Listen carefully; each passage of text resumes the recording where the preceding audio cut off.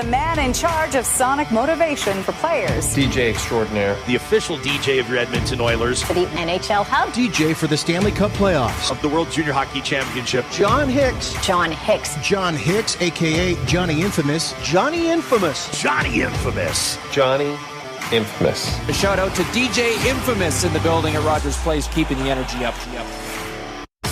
Welcome to Between Whistles with your host, Johnny Infamous. Season 1. Episode 1. Brought to you by the Hockey Podcast Network. Presented by DraftKings. Use promo code THPN to unlock rewards at DraftKings.com. Welcome, everyone. Thanks for tuning in wherever you get your podcasts for our maiden voyage here on Between Whistles. My name is Johnny Infamous. The intro gave you the Coles notes, but for those of you who don't know me, I've been working in radio for the last decade, game presentation in the NHL for the last 7 years, and I was extremely lucky and incredibly grateful to be able to be involved in some amazing hockey events, specifically over the last year and a half. The NHL Bubbles, World Juniors, Stanley Cup, both of them back-to-back. I mean, we're living in some strange days right now. Let's just be honest. It's f***ing crazy. But what's come out of the pandemic has been some of the most original, once-in-a-lifetime sports productions that we have ever seen, and may never see, at least in this specific context, in our lifetime again. The Stanley Cup was awarded in a building that housed 14 teams from the league over 3 months. The World Juniors trophy was lifted by young athletes in front of a mostly empty stadium. But what came from these new journeys where no one has gone before was a level of production and content delivery that raised the bar and will forever become part of the way we are delivered the game. And now it's transitioned into the current NHL season. Teams are coming up with new ways to reach their fans, engage their audience, and their players. I had the pleasure to connect and work with a ton of people behind the scenes in these thankless positions who make up the pieces of what you see on your TV screen during every matchup. And while we all know the athletes are the stars, there's a lot that happens between whistles. In season 1, we're going to introduce you to these talents, game day professionals who work tirelessly under new guidelines and in an uncertain time, which we are living in, to bring you the best fan experience possible. So if you're a fan of hockey, you're going to be a fan of this show. So please subscribe. You'll get a window into a world few see and to the lives of people who dedicated their lives to the sport and its overall look and feel.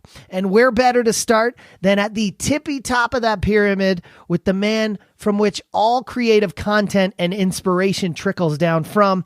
Let's bring in Steve Mayer. Before I do, like to remind you to go to DraftKings.com and use the code THPN as your promo code to receive rewards when you sign up. DraftKings.com, proud presenter of Between Whistles. He's known as the guru of the National Hockey League. Jeff Merrick called him the man behind the curtain on his 31 Thoughts podcast.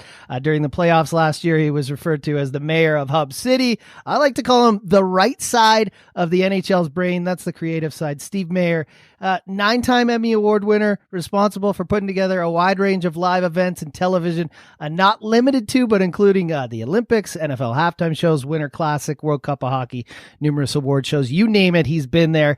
He's been with the league since 2015, serving as CCO, that's Chief Content Officer.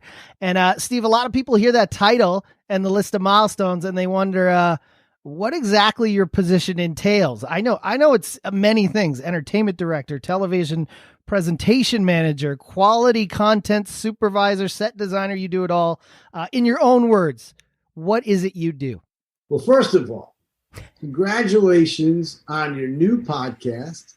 And I am honored. It's awesome to be here and just to talk. What's the job? All right. So when I first came to the league, the job actually was titled executive producer. So obviously, there's content that's generated out of the league on a daily basis and obviously arrives on all of our platforms and on our broadcast partners platforms. And our broadcast partner in Canada is Rogers Sportsnet, and in the US, it's NBC. So the effort or the interest for me when I first got to the league was to take the content from here to here, raise the bar a bit, only a few months after I started, a gentleman named Don Redzulli, who was running the events department, he left, and I inherited his position. Along the way, I've also sort of added uniquely an entertainment team that fits uniquely between events and production. In the end of the day, everything that's creative, to your point of the right side of the brain, kind of runs through me in some manner. And, I look after our broadcast creative, our production creative, our event creative. Now, I know immediately folks are wondering, how'd you get to this position? What'd you do before this? So before this, I worked for 20 years at IMG. IMG is one of the largest, if not the largest, sports marketing companies in the world, mostly in television production. In fact, I ran our television production business, but that television production business blossomed and grew to be an event production business as well. Before that, I was freelancing as a television producer, mostly in sports. I started on the air. I started doing what you do and behind the microphone. But when I sucked on air, the best thing for me was to look behind the scenes and try to get jobs as producer or working in all aspects of a production.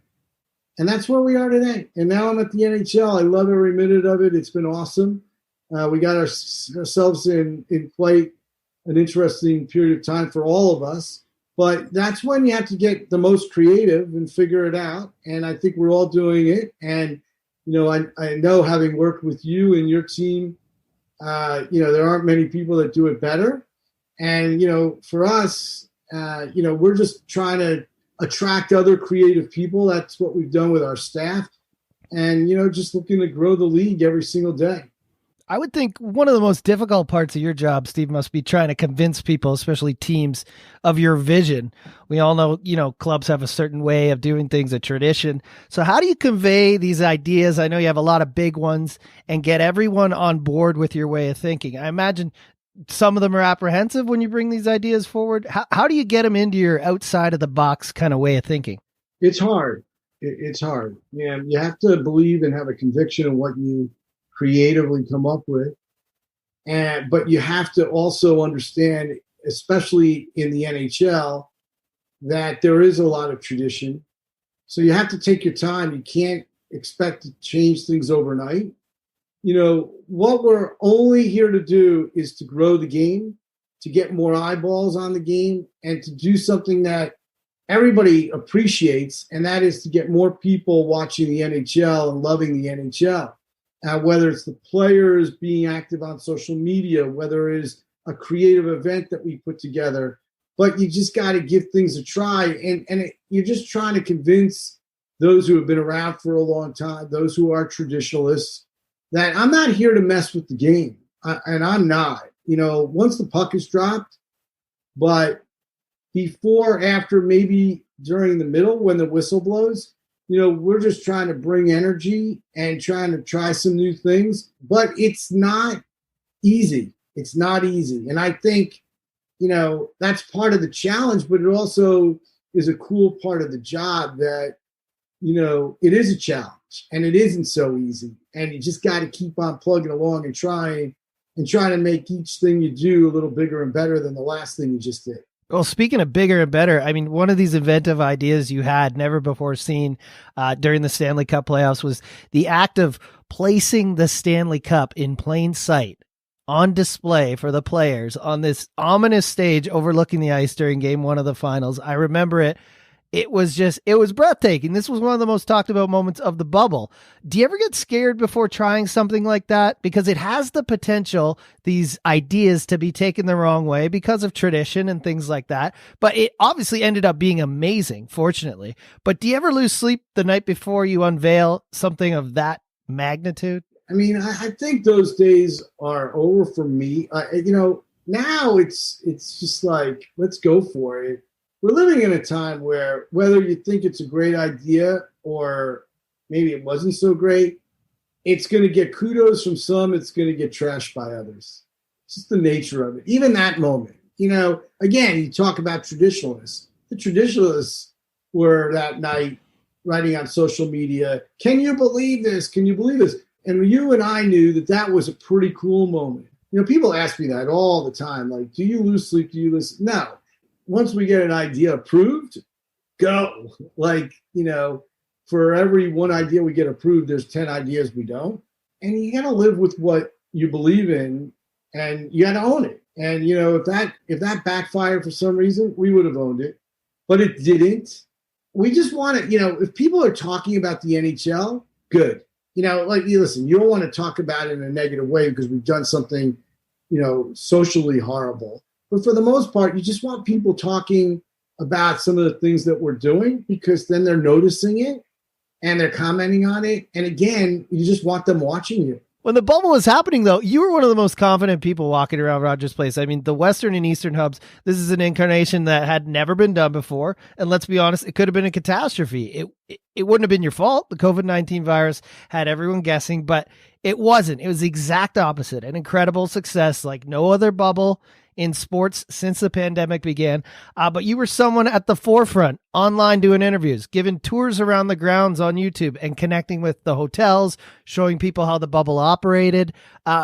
Were you sure in your mind that everything was going to go smoothly, or was this just a blind hope?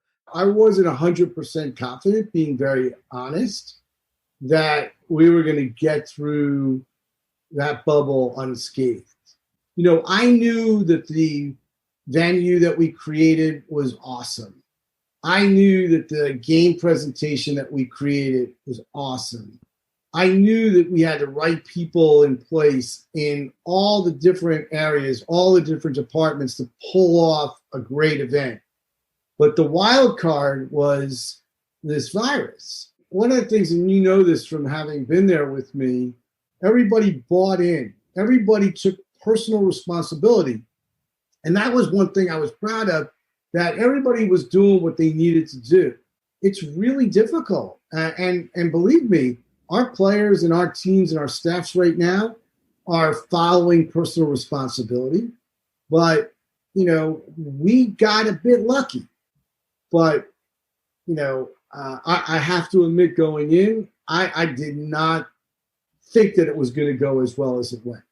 I mean, I tell people all the time, you know, me and Steve worked together for months, and I didn't see him till the night the cup was raised. Then we were socially distanced. We just heard each other on comm and through emails. You've often said, and I know just for working with you, one of your main goals is to help the league to grow, obviously, to move into the future. And this includes things like, you know, making meaningful connections with the current fans, but, you know, trying to draw new eyes to the game. Where is there an area to improve there with the league? Where are you going next? Is it, especially the time we're living in, is it more streaming of live events and interviews and stuff with players? Is it trying to get people excited about the game in markets or countries that aren't necessarily thought of as avenues to expand the sport? Or we gotta make our players more active and stars. I mean, the other successful sports have stars who, one, participate in social media and in other avenues. You know, they're on TV shows that aren't about their sport. I mean, they're seen, they're visibly out there. And I believe we have some amazingly talented young players. There's a few in Edmonton. We have to just do a better and a grander job of just promoting them and just having these stars that not only hockey fans, but all fans want to see. So that's one. And you mentioned expanding worldwide. Before the pandemic, we started playing in Europe. We had gone to China. You know, there's so much room to grow the game around the world. And then the creation of new events, you know, things that really, you know, get people's attention. I do think gambling is another piece of growth. I think it's, you know, we're seeing in the United States, you know, spikes in the gambling world, and getting people interested in hockey, believe it or not, through that avenue. Again, it translates into TV audience and it translates into popularity. And again, you know, our focus is on sports fans, not only hockey fans. Well, you mentioned gambling. I mean, everyone loves to when their team wins big and they win big too. But like you were talking about in relation to the other big four sports, NFL, NBA, baseball, those are stars who they're almost larger than life. They're celebrities on social media. LeBron James, Tom Brady, they have this presence, a swagger. It's a level up from what we see. The NHL is a little more subdued. How do you convey that to players? It's not something you'd ever mandate that they have to, do these things, but how do you coax them into being a little more, personable and these personalities that we all want to see? It's difficult because they come from a culture where it is team over individual. Mm-hmm. They're used to that locker room being sacred, and there's no way they want to disrupt the locker room. And I talked about these young players who I'm really jacked about. They're like unbelievable talent in this league. But it's difficult because when there are veteran players on some of those teams that those younger players are on, those younger players are very cautious about how they act in that room and how they step out of, the team to do something individually. And I think there's certain personalities that, are more apt to do it than others. But it's not as simple as in basketball where, a kid gets drafted and he comes into the league as a rookie and he automatically is the superstar of the league. When Lafreniere comes in the league or a Kako comes in the league or Jack Hughes, like they need to come in and not be afraid to upset the locker room. I don't believe they would do that. And yet that they are apprehensive at the very beginning. So it's always a work in progress. Again, I do think it's getting better, but I do think it's necessary in order to build the league. And we get criticized a lot for not building up our star players, but there has to be a willingness on both ends. It must be hard, especially nowadays, your position, during the pandemic moving forward. I know you, Steve, you want to plan big events. You want to have ideas. You want to see them come to fruition. You want to design engaging fan experiences. There's no fans in the building for the most part. There's not a lot of foresight. There's a ton of hurdles, but try to tell us best you can, where is the future right now of the NHL fan experience heading to the end of this season and the start of the next? Is it more connection, like I was saying, through social media until we're back to normal? What's your game plan? Well, we are doing a really cool event, 2 games in Lake Tahoe. Mm-hmm. It's going to be magnificent. Close your eyes and it's the mountains and the lake and the forest, the tree. It's really going to be cool. For the rest of this year, we've been trying to figure out how we bring together in a really cool way fans socially to watch and experience these games together. I do think setting up the divisions as we have, rivalries have been promoted, and you're starting to see these divisions sort of take a personality and a shape of their own, which I think we're going to try to seize on, and especially where there's 2 cities that are becoming even greater rivals this year. Like, how do we get those fan bases uniquely together in a social experience, in a social environment? So I think that there are cool opportunities there, but I must admit, nothing replaces going to the games, and we want our fans back. We miss the fans. I mean, you talked a bit about Lake Tahoe later this month. That's going to be, I can just picture it on the shore of the largest alpine lake in North America.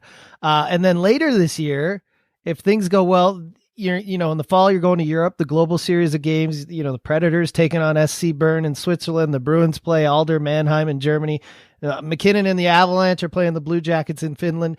Is this something, again, you'd like to see more of when the world gets a bit more back to normal, taking the NHL to foreign places, and not just places like Europe where, hockey is heritage sport, but perhaps places where you wouldn't necessarily think to see the game played? So I think that is the next evolution of these European games. Listen, we have been trying to service where there is a fan base and to bring some of our players, as back to where they grew up. I've seen some pretty cool moments where you've seen a player go back to their home city and how incredibly appreciative those fans are. Line in Finland and Erik Karlsson in Sweden. I mean, awesome. I mean, you realize when you're there and you watch it firsthand, wow, this sport is really popular around the world. But you're right. Like, where are those places like China? I mean, I'll give you a story. You'll appreciate this. So we go to China. We're playing the first game ever in China, Shanghai. And we had never played before in this building. We made ice the day before, and during the practice, we get there for practice, and the humidity from the outside with the doors open, it was a fog pit. Like, you couldn't even see the players practicing. It was, oh my goodness, this is a disaster. We had to order, we found humidifiers all over China. We brought them in, like 30 or 40 humidifiers, so that we would get rid of this fog to play the game the next day. And it's the Kings against, I want to say the Ducks or the Sharks. I think it was the Sharks. So it's 3-1 at the end of the second period. Pretty good game, pretty entertaining. And we had done a pretty good job of explaining to the Chinese audience, this is hockey, a little bit of a hockey 101. We come back for the beginning of the third period, and I look around. And I'm with your buddy, John Beccaro, and I'm like, John, where is everybody? There's no one here. And we realized everybody thought the game was 2 periods. They went home. I mean, that's the level of education. And that's what we realized. That was the moment we realized, man, we got a lot of work to do, but yet we have to start with the basics. And I think you'll see once we get back to normal, and I put quotes around that we'll start traveling a little bit more around the world to places that we haven't been, or we don't have players, just to start to educate that part of the world about this great game. I love the adventurous ideas, and I know the public does as well. You mentioned it just now. You're crossing your fingers. Do you think we'll see another playoff bubble to cap this year? I hope by May we're in way better shape. Vaccines are coming online both in the U.S. and Canada. The only issue could be when we get all the way to the end and we have 4 division winners, are we going to be able to travel a team back and forth from the United States to Canada? Because obviously one team in Canada will have survived the Northern Division. So again, I think we'll see when the time comes. It is not our interest to do a bubble again, but we also want to get through this season. And how we get there is still, to be written. But we're getting there. We're moving along. But what about the other events we love in the off season, in June, July? Do you think we're headed back to Vegas for the awards this year? Maybe for the draft as well? Or are we going to be seeing those events happen virtually as they did last time? So that's the interesting part of the world we're living in right now. And you know this, Johnny, we don't know. We have to be prepared for everything. And we will be. So, last year we had to do a virtual award show. Would we love to go back to Vegas or somewhere else to do the award show? You bet. I mean, that would be our goal. Have we even talked about it? Of course. But we also have to have in our back pocket, well, we might have to do a virtual award show. We have an interesting year this year because not only do we have an award show and the draft, we also have an expansion draft. We're welcoming a new team into the league, a 32nd team, the Seattle Kraken, and so they're scheduled to have an expansion draft. And there is nothing more than they would like is to be able to have a live event in Seattle around expansion draft. So, these are all the things we're having these conversations. We're having conversations with teams for next year about Winter Classic, Stadium Series, All-Star. The Olympics are back in the fold. Maybe we're going to go to the Olympics. All of these are great possibilities, but if you know something that I don't, please tell me. I mean, I just don't know what the world is going to be like. we're going to find out, hopefully soon, but we've got to be flexible. And I like this in a weird way. And that's the sort of crazy Steve. Like, I love the fact that you have to have multiple plans. You have to be nimble. You have to be able to, come up with an idea to do an outdoor game in the middle of nowhere in Lake Tahoe. And then you've got 2 months to put together what you normally would do in a year. Like, these are things that excite me. The rest of my team probably thinks I'm crazy and they hate it. But, I wish I knew what was going to happen in June, July, or even next January.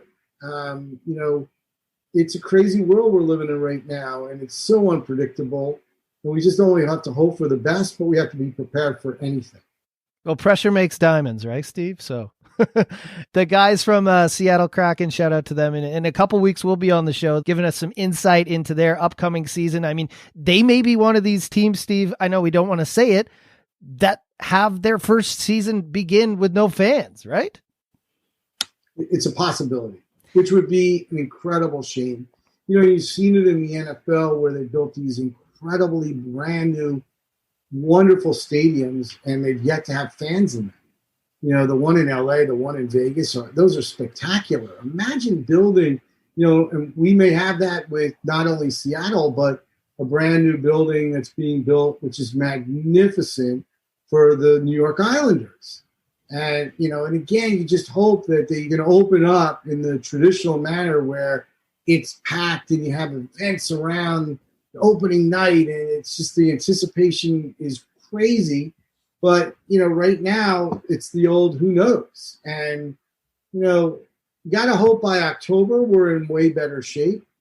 But, I think we all, when we were together, thought that by January we would be in better shape, and we're not. I want to thank you for hanging out with me today, Steve. One last one from me. I know you don't. Aren't you going to play some music? I mean, that's all we did in the bubble. I mean, you and I connected on the music side. What are you listening to these days? If I say any or play any, I'm going to have to pay someone. So we'll have to talk after the show. That's a problem, isn't it? Yeah, we'll share some playlists nowadays. Yeah. After the show. One last one for me today, Steve. I know it's relatively early in the season. You're kind of impartial being in your position, but who do you think is going to make a run for the Cup this year? Who would you like to see? Which teams got you most excited this season? I love the new divisions. I really do. I think that it's added a new spin to this year that I think the fans really responded to. I like the fact that there's, those 2-game sets. In some cases, there'll be 3 games where teams are playing each other. The buzz, and obviously I'm not there, but everything I'm reading and people talking about it, seeing what the ratings are like, obviously the Canadian division has done well. I think what you're starting to see are these divisions starting to sort of take shape, and I think you're going to start to see teams pull away from each other a little bit. And, and that concerns me a hair as we get towards the end of the season, how many games are going to be truly meaningful. The last month of the season, as teams are jockeying for position and trying to get that 4th spot where you've got 2 teams in 4 and 5 battling, going to be amazing. I think there's a lot of teams that can win the Stanley Cup, to answer your question. I'm not just playing the league role here. I think there are a lot of teams that can win, and I think it'll be interesting to see how it all plays out. How's that for a diplomat answer? It's perfect, Steve. Not every team can win, but a lot of teams can win. Well, I hope we're together soon in person again. Steve Mayer is the CCO of the NHL, and be sure to come back when the world is a bit more back to normal and you've got some of these ideas that you can actually put into engagement. Be sure to come back and talk with us again, Steve. Anytime. Well, there you go. A look inside the mind at the thoughts and ideas from the man responsible for the content delivered to you every day from inside the league. My thanks to Steve Mayer, CCO of the NHL, for being on the show today. I love what he's done the last 5 years. We'll see what he does in the next few years once his hands are untied, once we've got fans back in the building, once we get back to the new normal, whatever that is, hopefully sooner than later. My name's Johnny Infamous. You can hit me up on Twitter at Johnny Infamous. Couple games going on in the league tonight. You got the Red Wings versus the Lightning. You've also got the Bruins taking on the Flyers. Big show this weekend though, right? The first Battle of Alberta. Edmonton Oilers taking on the Calgary Flames in Cowtown. That is going to be a banger. And then Super Bowl on Sunday, right? Big weekend for sports. I hope you enjoy it. Don't forget to subscribe to the podcast wherever you get your podcasts. And if you want to check out our visual podcast, that's the one to watch on YouTube. Just search Between Whistles. I'm Johnny Infamous. Be good to each other. Between Whistles with your host, Johnny Infamous.